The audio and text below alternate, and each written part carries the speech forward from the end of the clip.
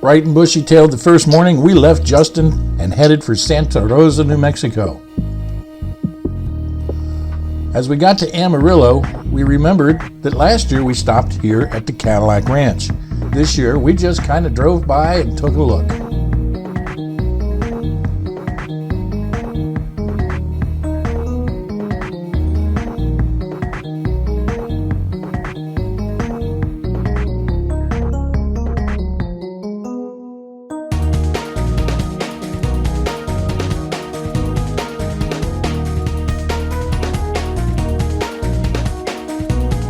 When we got to Santa Rosa, we realized we had daylight to burn, and we saw a sign talking about a state park. So we drove out and checked it out on this very windy day.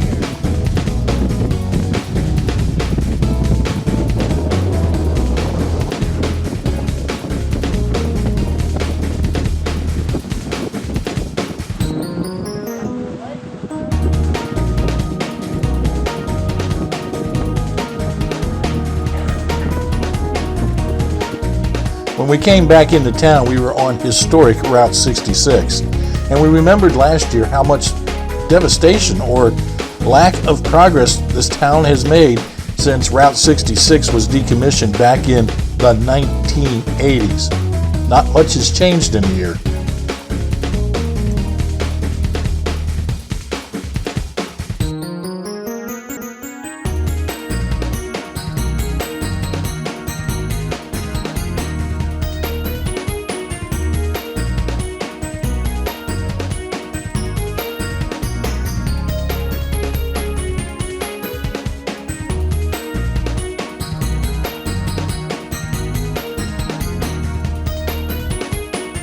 Last year, when we passed through Santa Rosa, we stayed at the La Mesa Hotel, which looks like it's still in business.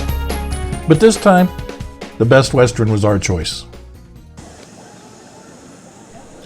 The next morning, we got up and decided, let's go check out the Blue Hole like we did last year.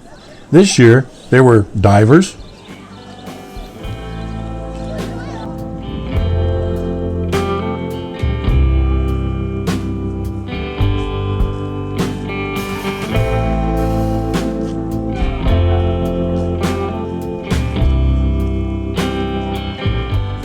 and there were divers.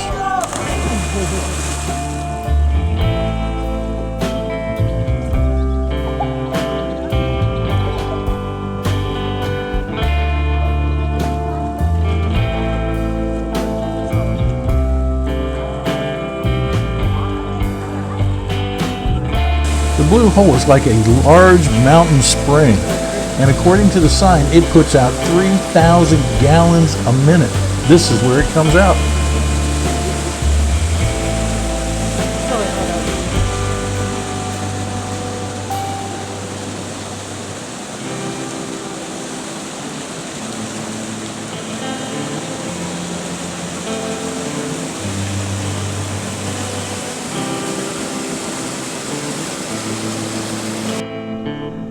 And finally, even Wendy decided to do a little swimming.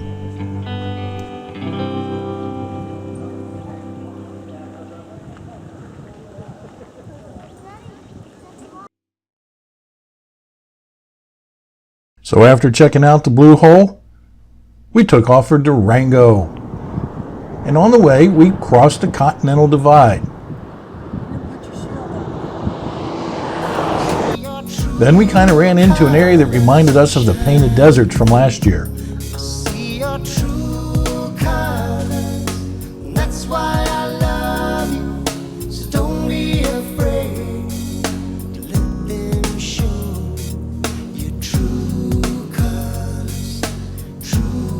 But soon the highway and the scenery turned to pure desert. There wasn't a hill. There was hardly any growth. There wasn't even a snake crawling around the side of the road. It was the ugliest. It was the most terrible. It was the most boring drive we have ever had. We were so glad to get to Durango.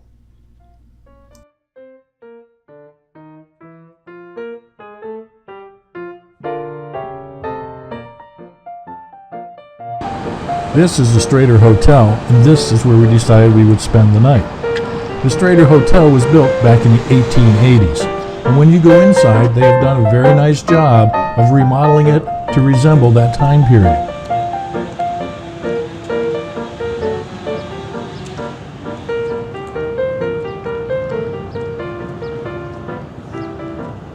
We went up to our room to find that it was small.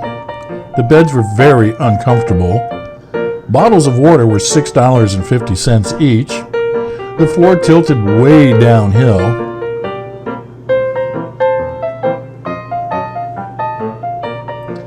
The room was decorated for the period.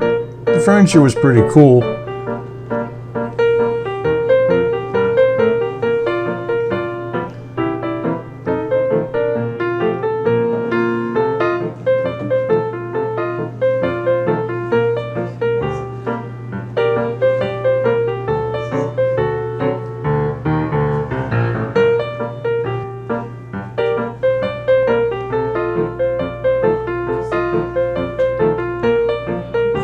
And check out this view through our window.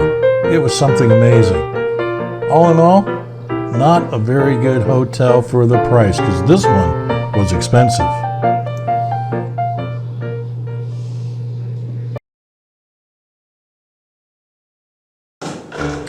So the next morning, after spending a rather uncomfortable night here at the Strader, we came down to the main hallway and prepared to leave for the day. We went out on the streets to see what was happening in downtown Durango in the touristy area.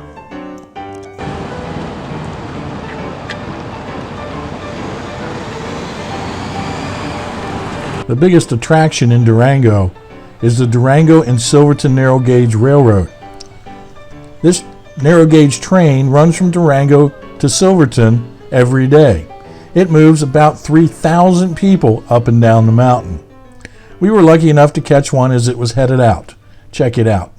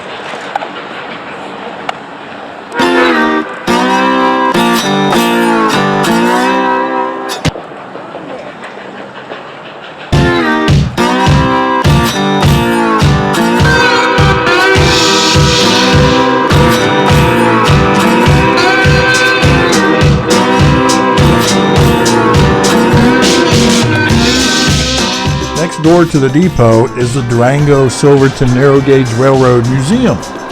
Inside were all kinds of railroad artifacts, train cars, train engines, and an amazingly detailed miniature railroad system.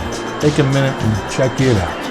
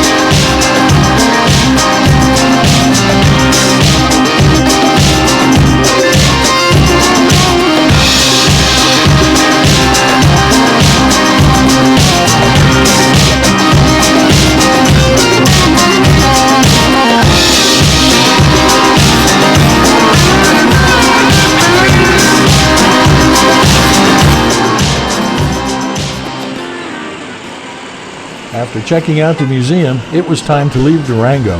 So we went and found a car and started driving out of town to check out some of the most beautiful scenery we've ever seen as we started up the Rocky Mountains.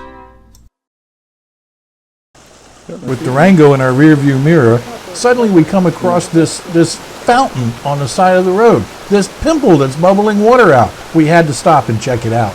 This is Pinkerton Hot Springs.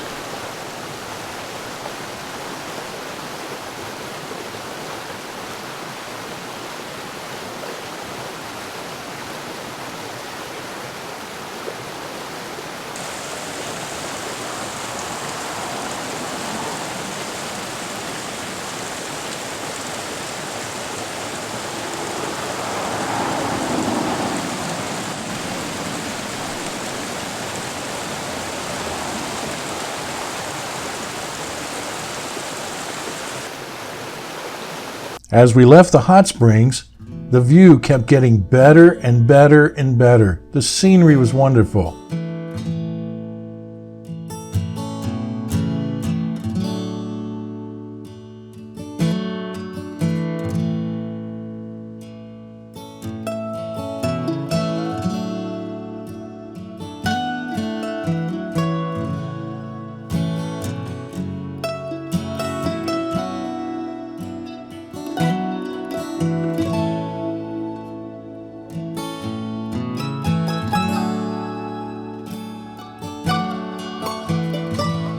Soon we came across a little brown sign that talked about some state forest area. So we turned off the road and went back to check it out. This is Haviland Lake.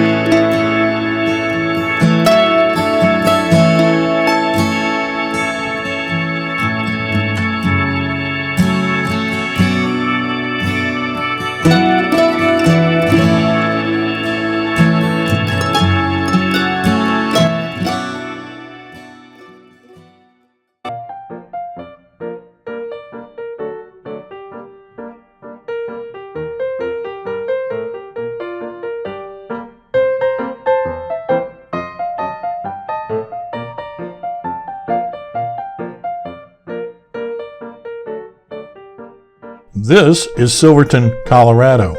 Population 629. Elevation 9,318 feet. The city covers 0.8 square miles. It's kind of nestled in between some mountains, and it is a beautiful place, but it is a tourist place.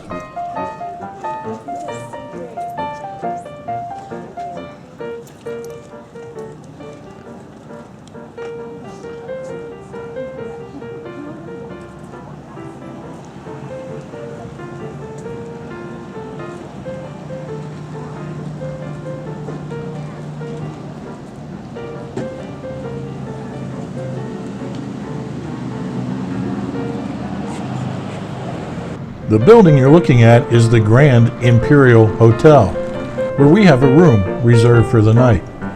It was also built back in the 1800s and has recently been remodeled. We like this because it was so authentic.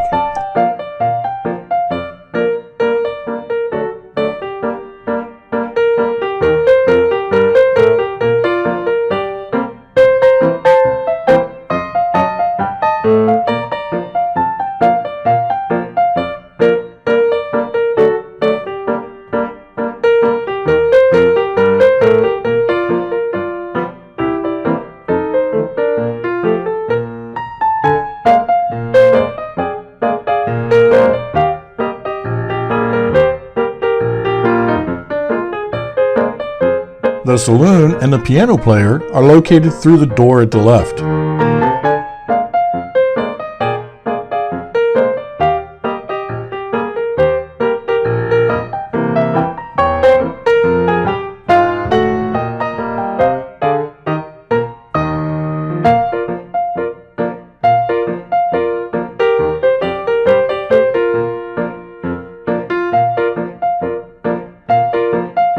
The room had no telephone.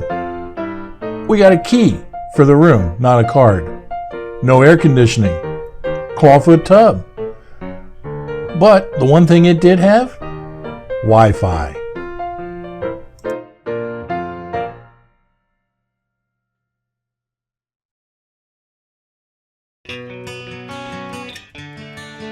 The next morning, before continuing to the $1 Million Highway, we decided to check out more of Silverton.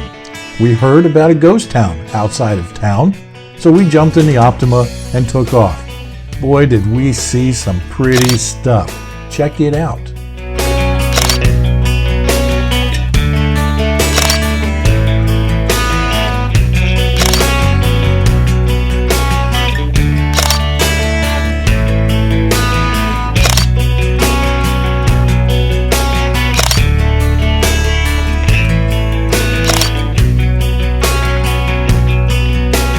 The road was unpaved and really meant for four-wheel drive vehicles. So when we got to a sign that said, if you don't have a four-wheel drive vehicle, you better not go any further, we turned around and came back. And then we drove through Silverton and headed for the $1 Million Highway.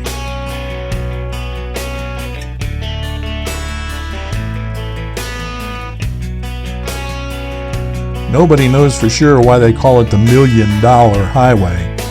One theory is it cost $1 million a mile to build. Another theory is there's $1 million in gold buried in the fill dirt alone. Our thought is it's the view. It's $1 million view. You have to cross 3 passes as you go down the $1 Million Highway. The first one is the Coal Bank Pass, and it has an elevation of 10,640 feet. Next, the Molasses Pass is 10,970 feet, but the highest, the Red Mountain Pass, is 11,018 feet. Wendy and I ate lunch sitting alongside the road at that pass. Well, we're going to invite you to ride along with us, but let me warn you, there are no guardrails, there are no shoulders, so buckle your seatbelts, try to sit back and relax as we drive the $1 Million Highway.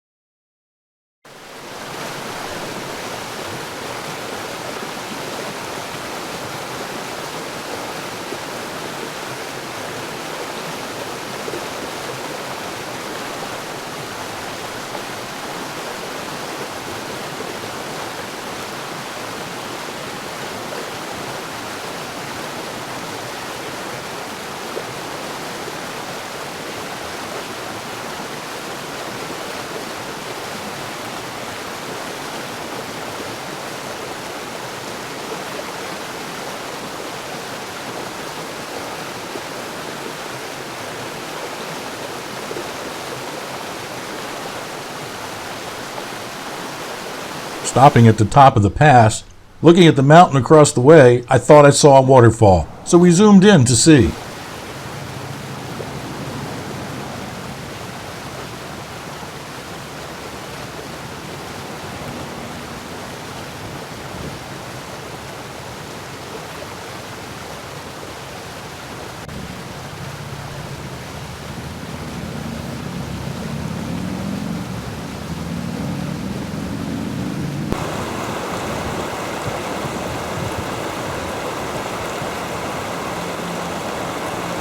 It seems everywhere you go there is water.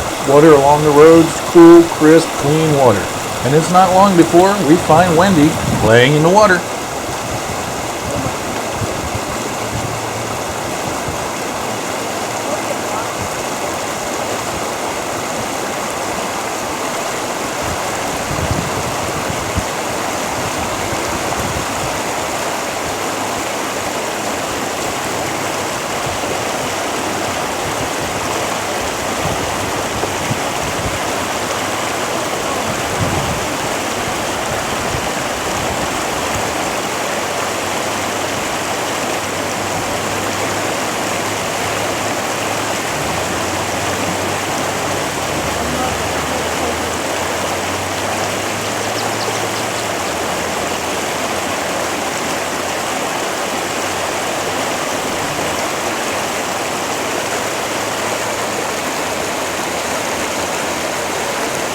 That evening, we ended up in Gunnison, where we found a nice motel. Had a lodge-type theme. The next morning, we got up, got ready, and headed out for Colorado Springs.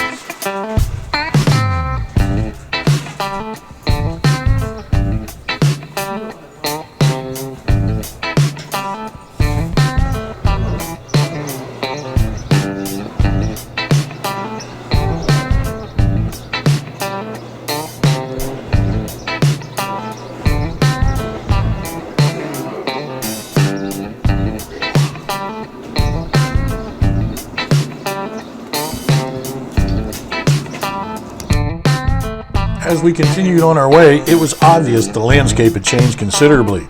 So to help improve things, we decided to go the long way and headed north to Breckenridge and then back down to Colorado Springs. Our goal for the evening was the Mel Haven Lodge just outside of Colorado Springs. We had checked it out online and it looked like a pretty decent place. But when we pulled in, man, did we have the urge to run. This place looked ghetto. But because we'd made reservations, we decided to try it out. And when we checked into the room, we found the room was very clean and very, very comfortable. It really wasn't a bad place overall. Here are some of the views that you could see from outside. Some of the amenities included a bench and chairs outside of every room. And gee, a complete set of donkeys sitting around that were, I guess, meant to hold flowers, but have truly seen better days.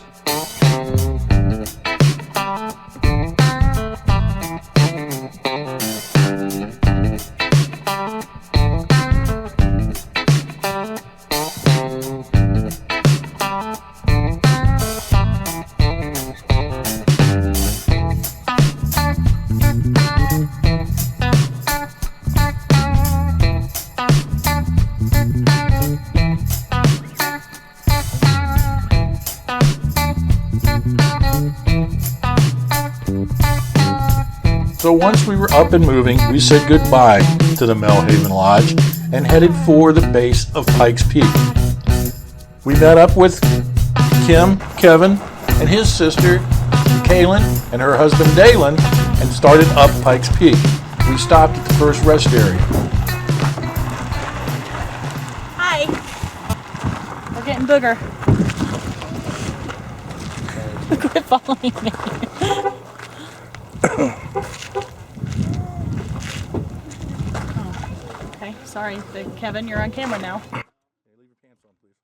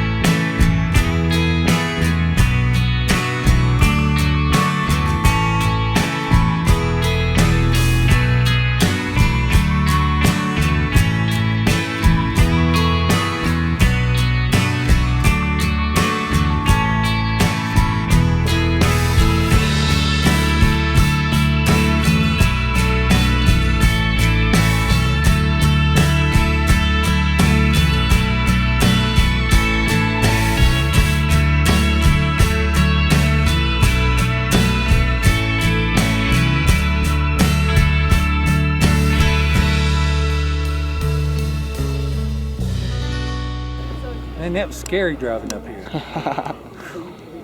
Little butt pucker there, huh? Yeah, it was. I was hugging the hillside when I could. I'm still butt puckering. I'm afraid I'm going to be more scared on the way down. Yeah, it is definitely scary. It's something I don't think I want to do again. I enjoyed doing it the one time, but I think I'm with you. somebody asked me if I want to drive to the top of Pikes Peak again. I'll say, no, y'all go ahead. Been there, done that. I mean, look, we're looking down on airplanes.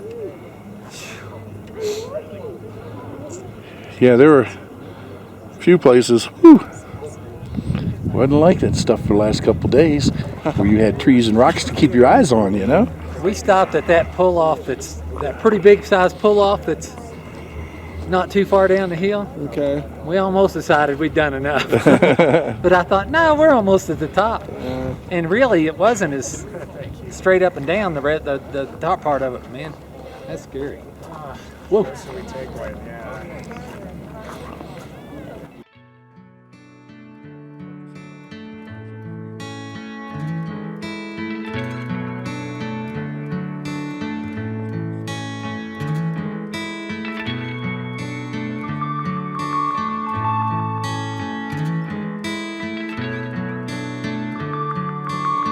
The altitude may be bothering him a little bit. I was thinking his ears probably. Yeah, if his ears can't pop, let him chew because God, harder. yeah. Nope, not for babies. I've got the straw. You want to give it?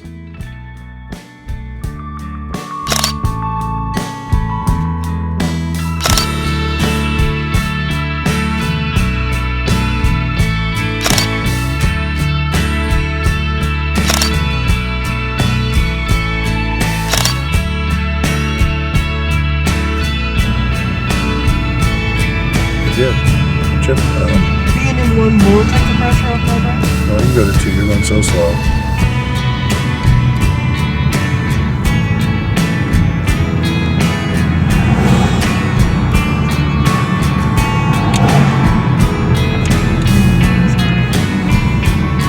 Does he hear it? Yeah, that's what I'm saying, it's too hot.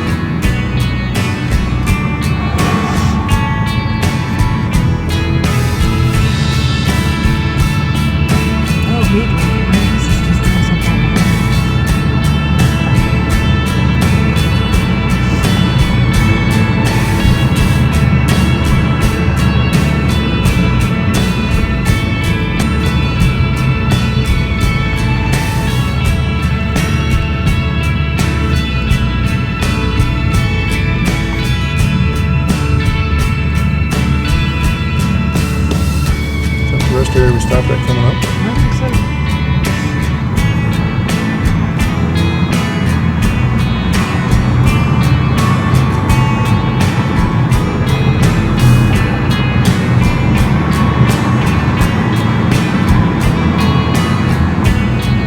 Well, this is the brake check. So can I leave it down or should I just...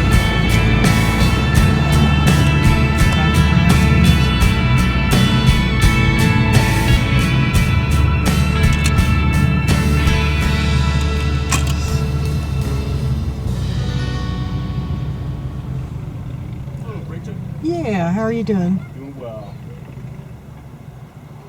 Those brakes overheated on the way down, guys. 300's hot, you're at 431. Okay. It'll take 20 minutes to cool off. If you'll please park, pop your hood. And using the minus there, do you know how to get down in the first with the Yep. minus? Okay. You want your first gear. Yeah, I can't do first. It's just revving too hard. First gear, it's just Oh, it's fine. revving Your way transmission's fine. too- That's Yeah. what it's made for. It'll do fine. It'll hold you back and keep your brakes cool. Okay. Alrighty, take care. Bye. So we're on a 20-minute hold. Pull in where that car is pulling out. I'm pulling right there. Handicap spot. Yeah. Would you want to drive?